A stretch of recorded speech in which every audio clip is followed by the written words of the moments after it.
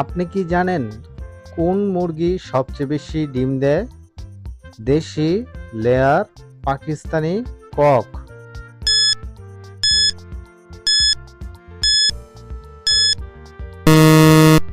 সঠিক উত্তরটি হলো লেয়ার। কোন মাছে তেল বেশি? তিমি, টুনা, পাঙ্গাস, তেলাপিয়া?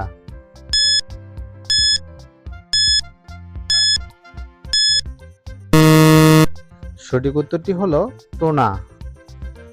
হৃদরোগের সুস্থতায় নিয়মিত তেলযুক্ত মাছ খেলে হৃদরোগের আশঙ্কা 1/3 কমে আসে।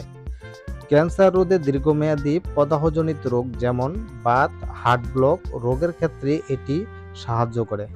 ত্বক ভালো রাখে। পেশি ও হাড় গঠনে মাছের তেলে রয়েছে অন্যান্য ভূমিকা। বিপাক ক্রিয়া, দাঁত ও পেশি, হাড় গঠনের ভূমিকা রাখে মাছের